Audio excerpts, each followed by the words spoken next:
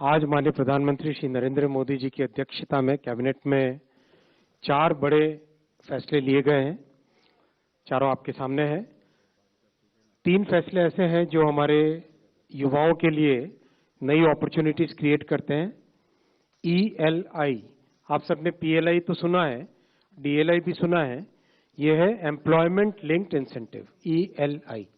1,07,000 करोड़ रुपए का ये प्रोग्राम है, मैं डिटेल में बताऊंगा। दूसरा, हमारे युवकों के लिए, नवयुवकों के लिए रिसर्च एंड डेवलपमेंट में नई अपॉर्चुनिटीज बने, उनके आइडियाज को प्रोडक्ट स्टेज तक ले जाने की एक फैसिलिटी बने और बहुत सारी अपॉर्चुनिटीज, जो बहुत सारे थॉट्स जो यूथ के माइंड में होते हैं, उसको चैनलाइज करने के लिए research development and innovation scheme 1 lakh crore rupees का ये प्रोग्राम है। प्रधानमंत्री जी का जय अनुसंधान का आपने सुना है, वो फोकस इस स्कीम में रिफ्लेक्ट होता है। तीसरा, नेशनल स्पोर्ट्स पॉलिसी। आप सबने देखा है इन 10 वर्षों में स्पोर्ट्स में कितनी बड़ी एक उपलब्धि हासिल हुई है। चौथा प्रोजेक्ट है इंफ्रास्ट्रक्चर का, परमकुड़ी से Ramanathapuram national highway 1853 crore rupees का 4 लेनिंग। इन चारों के बारे में आपको अब मैं एक एक करके डिटेल्स में बताऊंगा। साथियों, माननीय वित्त मंत्री जी ने एक एम्प्लॉयमेंट लिंक्ड स्कीम के बारे में बहुत क्लियर एक पैकेज की घोषणा की थी। उसके बाद में इस पे काफी अच्छा काम हुआ और डिटेल में जितना इंडस्ट्री के साथ चर्चा करके, सबके साथ कंसल्टेशन करके एक बहुत ही अच्छी स्कीम बनी है, कॉम्प्रिहेंसिव स्कीम बनी है। यह है एम्प्लॉयमेंट लिंक्ड इंसेंटिव स्कीम। इसका फोकस मैन्युफैक्चरिंग सेक्टर पे रहेगा। ELI will be focused on the manufacturing sector. इसके 2 पार्ट्स हैं। पार्ट 1 है फर्स्ट टाइमर्स के लिए, पार्ट 2 है जो कि सस्टेन्ड एम्प्लॉयमेंट के लिए सपोर्ट करे। दोनों पे मैं डिटेल में आता हूं। पार्ट 1 जो सपोर्ट टू फर्स्ट टाइमर्स, हम सब जानते हैं कि फर्स्ट टाइमर्स को बहुत सारी डिफिकल्टीज फेस होती है जब वो जॉब सर्च में जाते हैं। एक्सपीरियंस वाले को हमेशा एक प्रायोरिटी मिलती है, कॉस्ट भी लगती है एक जॉब सर्च में। उन सब को ध्यान में रखते हुए फर्स्ट टाइमर्स के लिए 1 महीने तक की सब्सिडी, 1 महीने की सैलरी के बराबर subsidy up to a limit of maximum 15,000 rupees ये दी जाएगी, जो कि 2 इंस्टॉलमेंट्स में होगी, 6 महीने और 12 महीने के बाद में दी जाएगी। इससे एम्प्लॉयर्स को, कंपनीज को, they will be encourage to hire the first timers. और ये बहुत अच्छे consultation, long process of consultation के बाद में ये स्कीम बनी है। करीब 6 महीने 7 महीने का कंसल्टेशन इसमें हुआ है, उसके बाद में ये स्कीम बनी है। इससे फर्स्ट टाइमर्स को बहुत मदद मिलेगी। उनको एम्प्लॉयर्स जब हायर करेंगे तो जो बड़ा एक पशोपश रहता है एम्प्लॉयर्स के माइंड में कि एक्सपीरियंस को लूं या फर्स्ट टाइमर को लूं, वो इससे दूर होगा। दूसरा इसका पार्ट है जो सस्टेन्ड एम्प्लॉयमेंट देते हैं 2 साल के लिए, every month 3,000 rupees per month per employ, ये एक सपोर्ट मिलेगा। और जो मैन्युफैक्चरिंग इंडस्ट्रीज हैं उसमें यही सपोर्ट 4 साल के लिए मिलेगा, up to 3,000 rupees per month. ये अप टू है, इसके 3 अलग अलग स्लैब्स हैं, जो कि जब लेबर एंड एम्प्लॉयमेंट मिनिस्ट्री से डिटेल आएगा तो आपको वो स्लैब्स भी मिल जाएंगे। Up to 3,000 rupees per month per employee 2 साल के लिए, और हर 6 महीने के बाद में पेमेंट मिलेगा। सो दैट मीन्स एक सस्टेन एम्प्लॉयमेंट रहेगा। कई इसके फायदे होंगे। लगातार एम्प्लॉयमेंट में रहने से स्किल का लेवल बढ़ता है, माइंड में एक सर्टेनिटी आती है, ओवरऑल ग्रोथ, जो कंपनी की ग्रोथ हो, एम्प्लॉय की ग्रोथ हो, दोनों एक सस्टेन्ड वे में चल पाते हैं। ये जो एम्प्लॉयर्स अपने बेसलाइन एक तय करेंगे, उस बेसलाइन से ऊपर एम्प्लॉयमेंट दे, उनको ये एलिजिबिलिटी रहेगी। जो 50 से कम वाले एस्टेब्लिशमेंट है वो 2 और एडिशनल एम्प्लॉय लगाएं तो उनको ये मिलेगी, ये सपोर्ट मिलेगा। और बाकी जो 50 से ज्यादा वाले एस्टेब्लिशमेंट है उसमें 5 एडिशनल एम्प्लॉयमेंट देने पे ये सपोर्ट मिलेगा। एकदम क्लियर है ना इसमें यहाँ तक? सेकेंड स्कीम में आता हूं मैं, सॉरी, हाँ, मैन्युफैक्चरिंग मैंने बताया, मैन्युफैक्चरिंग में 4 साल रहेगा। सेकेंड स्कीम में आता हूं, research development and innovation scheme. हम सब ने देखा कि R&D में जो देश ज्यादा इन्वेस्टमेंट करते हैं उनकी लॉन्ग टर्म प्रोडक्टिविटी ग्रोथ और टेक्नोलॉजी डेवलप करना, और एक इंडस्ट्री में, समाज में, स्ट्रैटेजिक सेक्टर्स में, सब जगह एक बड़ा बेनिफिट रहता है। अनुसंधान नेशनल रिसर्च फाउंडेशन ANRF कुछ समय पहले कैबिनेट में माननीय प्रधानमंत्री जी ने अप्रूव की थी। ANRF ने देश दुनिया में लंबे कंसल्टेशन किए, कई ऐसे देशों के प्रोग्राम्स भी स्टडी किए, जैसे इजराइल का प्रोग्राम है, जैसे US का प्रोग्राम है, जहाँ पे सिंगापुर का प्रोग्राम है, जर्मनी का प्रोग्राम है, जिसमें रिसर्च से प्रोडक्ट तक ले जाने का एक बहुत अच्छा रोड मैप बना हुआ है। रिसर्च से प्रोडक्ट तक ले जाने का एक अच्छा रोड मैप बना हुआ है। उस रोड मैप, उस लर्निंग और उस कंसल्टेशन के बेसिस पे ये प्रोग्राम बनाया गया है, जिससे कि प्राइवेट सेक्टर जो आज की इकोनॉमी और भविष्य की इकोनॉमी में इम्पोर्टेंट सेक्टर्स हैं, उन सब डोमेन्स में रिसर्च करने के लिए और रिसर्च के बाद में उसको प्रोडक्ट लेवल तक ले जाने के लिए सपोर्ट इसमें दिया जाएगा।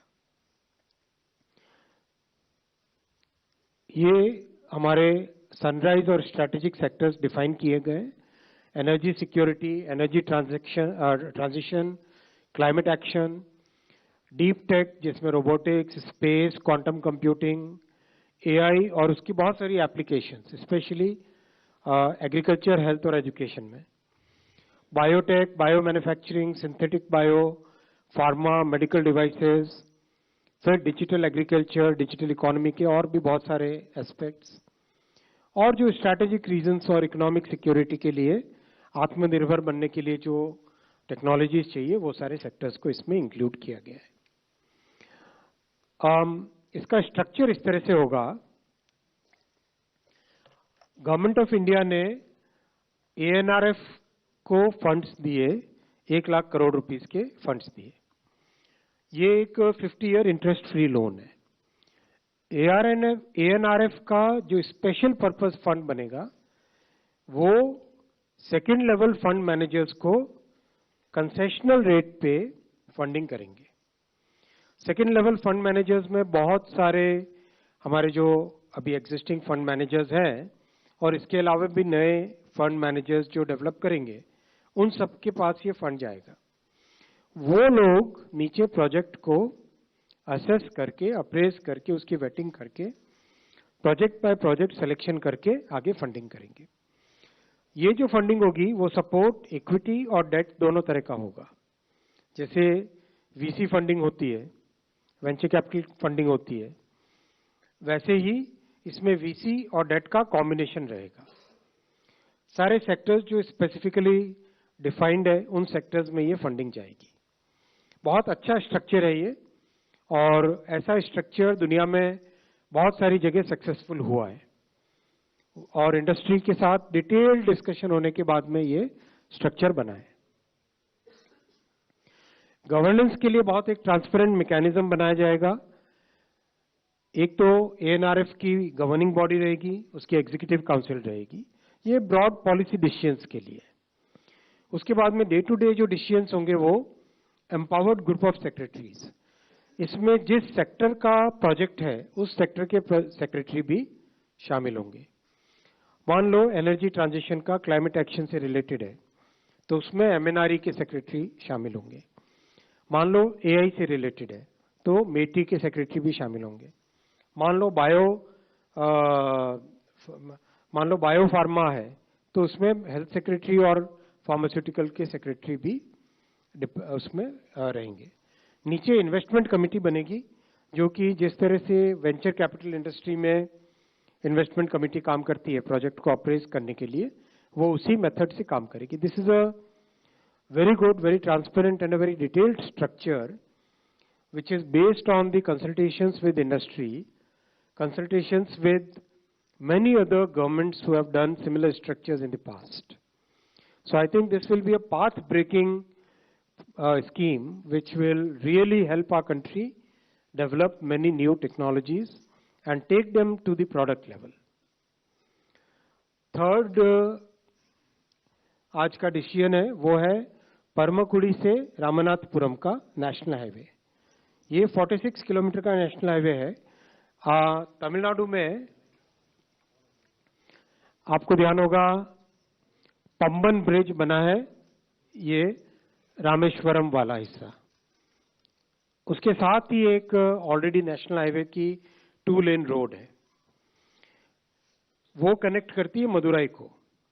तो इसमें आज के इस अप्रूवल में from Madurai all the way up to Paramakudi already है 4 लेन। परमकुड़ी से आगे रामनाथपुरम तक 4 लेन का प्रपोजल है, और उसके आगे जो सी वाला पोर्शन रहेगा, समुद्र वाला पोर्शन रहेगा धनुषकोडी तक जाने का, that is a DPR under preparation. उसकी डीपीआर अभी ऑलरेडी बन रही है, so that will also very soon come to the cabinet. So this way जो तमिलनाडु के इस कोस्टल एरिया में लोगों की बहुत लंबे समय से डिमांड थी, पंबन ब्रिज के टाइम में भी लोगों ने डिमांड की थी कि हाईवे का भी 4 लेनिंग होना चाहिए, वो डिमांड यहाँ से पूरी होती है। और एक अच्छा Rameswaram has become a very very important, हमारे श्रद्धा का, कल्चर का, भक्ति का तो बहुत बड़ा सेंटर है ही है, और देश विदेश से, दुनिया से लोग यहाँ पे लगातार आ रहे हैं। तो Pamban bridge plus this highway will become a major connectivity to Rameswaram.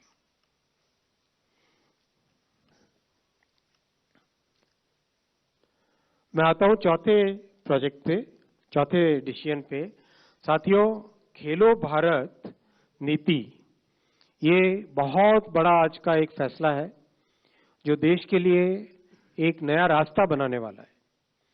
माननीय प्रधानमंत्री जी ने इन 11 वर्षों में स्पोर्ट्स पे एक अलग तरीके से ध्यान देके, और विशेषकर ग्रामीण क्षेत्रों में जो टैलेंट है उसको आगे लाने का, एक सिस्टमेटिक तरीके से आगे लाने का प्रयास किया है। उसी कड़ी में ये आज स्पोर्ट्स की पॉलिसी खेलो भारत नीति बनी है। देश में सबसे पहले 1984 में स्पोर्ट्स पॉलिसी बनी थी, फिर 2001 में बनी।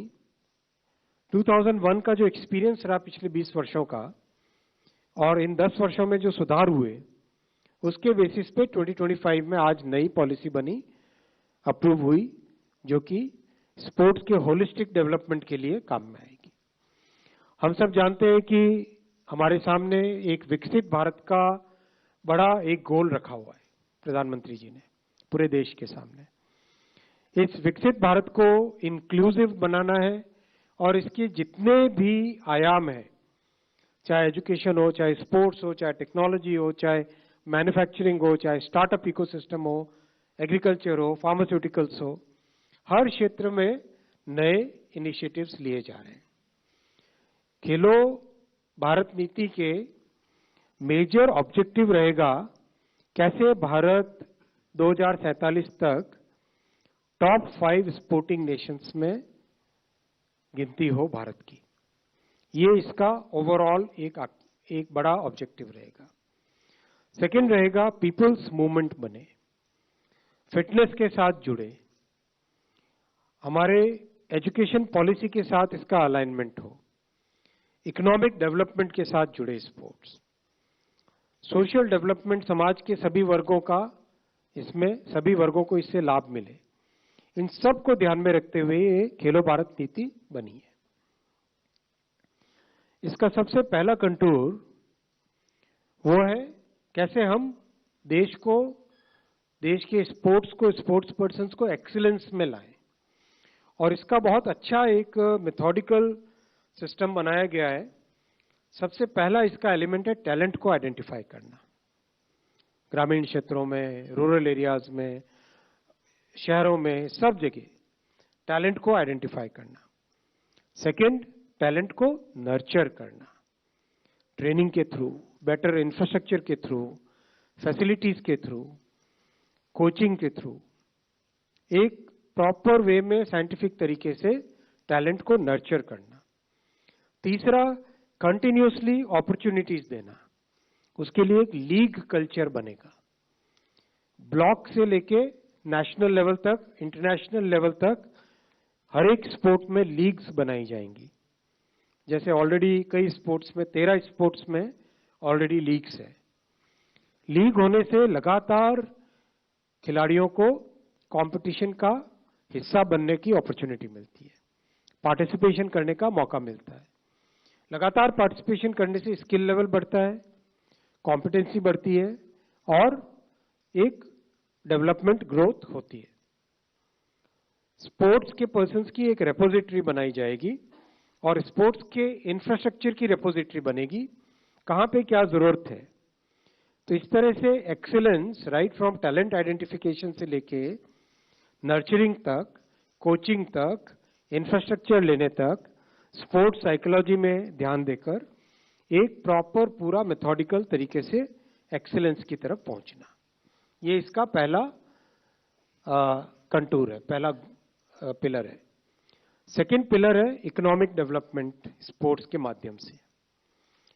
स्पोर्ट्स टूरिज्म अपने आप में एक बड़ी चीज होती है। जब भी वर्ल्ड कप होता है कितने लोग ट्रैवल करते हैं, आईपीएल का मैच होता है कितने लोग ट्रैवल करते हैं, फुटबॉल का, सॉकर का बड़ा मैच होता है कितने लोग ट्रैवल करते हैं।